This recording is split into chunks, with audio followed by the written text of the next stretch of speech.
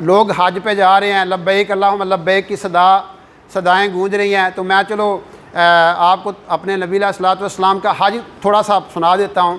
آپ نے حج کیسے کیا؟ 25 ذی-القعدہ کو آپ نے ظہر کی نماز مدینہ منورہ میں پڑھی، مسجد نبی علیہ الصلوۃ والسلام میں، اور پھر سفر شروع کیا اور ذوالحلیفہ میں رات گزاری، اپنی بیویوں سے ملے۔ پھر اگلے دن آپ نے احرام باندھا ظہر کے وقت اور 2 نفل پڑھے، اور آپ نے حج قران کا احرام باندھا تھا۔ حج قران وہ ہوتا ہے کہ آپ احرام کی نیت کر کے باندھ لیتے ہیں، پھر حج تک وہ احرام باندھا رہتا۔ ہم لوگ جو باقی لوگ اکثریت جو لوگ تھے، آپ نے آپشن دی تھی، کیونکہ حج قران مشکل ہوتا ہے، وہ احرام بندہ باندھ لے پھر اس کی پابندیاں اینڈ تک چلنی پڑتی ہیں، لیکن اکثر لوگوں نے حج تمتع کا احرام باندھا۔ پھر آپ نے وہاں سے نفل پڑھ کے حج کی وہ نیت فرمائی اور پھر چل دیے۔ وادی بیضاء پہنچے، وہاں پہ آپ نے 2 نفل پڑھے۔ آپ علیہ السلام نے فرمایا کہ یہاں پہ 70 انبیاء علیہ الصلوۃ والسلام نے دعا پڑھی۔ پھر آپ آگے گئے وادی بیضاء، وہاں پہ جا کے آپ کا وہ جو تھا نا اونٹ جس پہ سامان تھا آپ علیہ الصلوۃ والسلام کا اور حضرت ابوبکر صدیق رضی اللہ، وہ گم ہو گیا، تو حضرت ابوبکر صدیق رضی اللہ عنہ غصے ہو گئے، تو آپ علیہ الصلوۃ والسلام مسکرائے اور کہا دیکھو ابوبکر احرام کی حالت میں اور غصہ کرتا ہے۔ تو پھر حضرت فراش رضی اللہ تعالیٰ عنہ نے اپنا وہ سامان پیش کیا، اونٹنی پیش کی، تو آپ علیہ السلام نے شکریہ کے ساتھ واپس کر دی، بعد میں وہ مل گئی۔ پھر آگے اگلی وادی میں گئے تو حضرت سراقہ نے فرمایا کہ یا رسول اللہ ہم آپ کے ساتھ حج کر رہے ہیں، آپ ہمیں حج کے سارے مسائل بتا دیں۔ پھر وادی بیضاء میں پہنچ کر حضرت عائشہ رضی اللہ تعالیٰ عنہ کو وہ ماواری کے دن شروع ہو گئے، تو وہ رونے لگی کہ یا رسول اللہ میرا تو حج خراب ہو گیا۔ آپ نے کہا کوئی بات نہیں، یہ قدرت کی طرف سے ہے، تو وہ ان پہ وہ احرام کی پابندیاں ختم ہو گئی۔ پھر آپ علیہ السلام 4 ذی الحج کو مکہ مکرمہ میں داخل ہوئے۔ مکہ مکرمہ میں داخل ہو کے آپ علیہ الصلوۃ والسلام نے سب سے پہلے حجر اسود کو جا کے اس کا بوسہ لیا، پھر وہاں سے آپ نے وہ طواف شروع کیا، 7 پھیرے لگا کے مقام ابراہیم پہ آپ علیہ السلام نے 2 نفل پڑھے، اور وہ پڑھ کر پھر آپ نے آب زمزم نوش فرمایا۔ پھر آپ وہاں پہ چلے گئے صفا مروہ پہ، اور صفا مروہ پہ پہنچ کے آپ نے تکبیر پڑھی، اللہ اکبر اور وللہ الحمد تک وہ پڑھی، اور پھر آپ علیہ السلام نے وہاں پہ وہ سعی کی، اور پھر آپ نے فرمایا آپ کا عمرہ مکمل ہو گیا۔ پھر آپ نے فرمایا جنہوں نے عمرے تک کا احرام باندھا تھا وہ احرام اتار دیں، ان کے لیے پابندیاں ختم ہیں۔ پھر 4 دن قیام کرنے کے بعد 8 ذی الحج کو آپ علیہ السلام منی تشریف لے گئے۔ اب منی میں آپ نے 5 نمازیں پڑھیں اور وہاں پہ سورہ والمرسلات نازل ہوئی۔ پھر اگلے دن آپ علیہ السلام تشریف لے گئے میدان عرفات میں،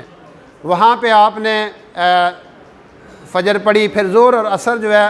زور کے وقت میں پڑھی، اور پھر وہاں پہ اپنا خطبہ دیا جو بڑا معروف خطبہ ہے، خطبہ حجۃ الوداع، جس میں آپ علیہ الصلوۃ والسلام نے ساری جو چیزیں تھیں ہمیں بتائیں۔ پھر مغرب کے وقت آپ وہاں پہ تشریف لے کے مزدلفہ، اور وہاں پہ ایک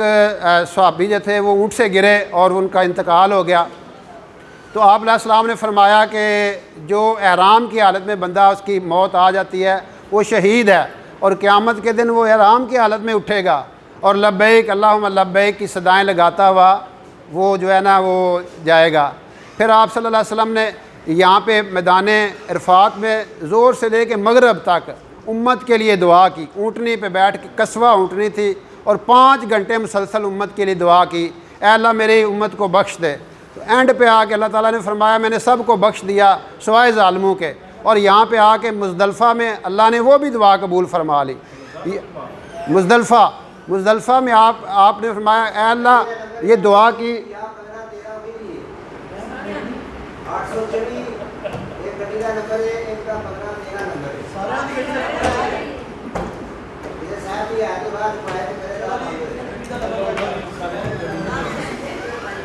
تو یہ یہاں سے مزدلفہ میں آپ نے بچوں اور خواتین کو وہاں پہ بھیج دیا کہ آپ منا چلے جائیں، رات آپ نے وہاں پہ جو مزدلفہ ہے وہاں پہ گزاری۔ بڑا روح پرور منظر ہوتا ہے، آپ میں سے جو رات گئے ہوئے ہیں وہ بڑا ایک یعنی وہ پہاڑیاں ہوتی ہیں، کوئی ظاہر ان ایون ہوتا ہے کام وہاں پہ، وہ ماشاءاللہ ایسا روح پرور منظر ہے، وہ سارے ایک ہی لباس میں وہ زیب تن کیے ہوئے ہیں اور اللہ اکبر اور لبیک کی صدائیں لگ رہی ہیں۔ پھر آپ 10 ذو الحج کو تشریف لے گئے۔ سب سے پہلے آپ نے وہاں پہ مینا میں وہ جو کنکریاں مارتے شیطان کو وہ ماری، پھر آپ نے آ کے خطبہ دیا، پھر آپ نے قربانی کی۔ قربانی کے بعد آپ نے اپنا سر منڈایا اور پھر آپ نے وہ اپنے بال جو ہیں وہ صحابہ میں تقسیم کر دیے، اور وہ جو آج تک وہ منہ مبارک آ رہے ہیں وہی جو تھے اس وقت جو آپ نے حضرت تمتع نے رضی اللہ تعالیٰ عنہ آپ کی وہ اس نے حجامت کی تھی، تو وہ آج تک وہی چل رہے ہیں۔ تو یہاں پہ 10 اس کے بعد پھر آپ علیہ الصلوۃ والسلام وہ آرام کی پابندیاں ختم ہو گئی، پھر آپ علیہ السلام نے وہ سارا معاملہ کر کے پھر حج وہ جو آخری طواف زیارت ہوتا ہے وہاں پہ تشریف لے گئے، اور اس طرح کر کے یہ طواف زیارت کر کے واپس 3 دن یہاں پہ قیام کیا۔ جی نہیں تو یہ یہاں پہ 3 دن آپ نے 11، 12 اور 13 کو آپ واپس آ گئے، اور پھر یہاں پہ 18 ذی الحج تک آپ علیہ الصلوۃ والسلام کا مکہ میں قیام رہا۔ پھر آپ واپسی پہ آئے، مقام غدیر پہ آئے، وہاں پہ آپ علیہ السلام نے اہل بیت کے حوالے سے خطاب کیا، حضرت علی کرم اللہ وجہ جو کہ فضائل بیان کیے، اور وہاں پہ جو مشہور حدیث ہے من کنت مولا ہو فہذا علی مولا ہو، یہ اسی موقع پہ آپ علیہ الصلوۃ والسلام نے فرمائی، اور آپ نے اس موقع پہ فرمایا،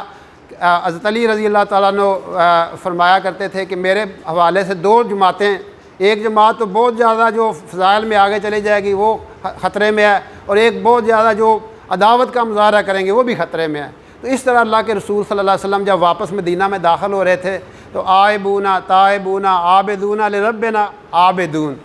کہ ہم اللہ کی طرف رجوع کر رہے ہیں، اللہ کی طرف لوٹ رہے ہیں، اور اپنے رب کے لیے عبادت کرتے ہوئے۔ یہ نبی علیہ الصلوۃ والسلام کا حج مبارک تھا۔ تو آپ علیہ الصلوۃ والسلام کی پوری زندگی جو ہے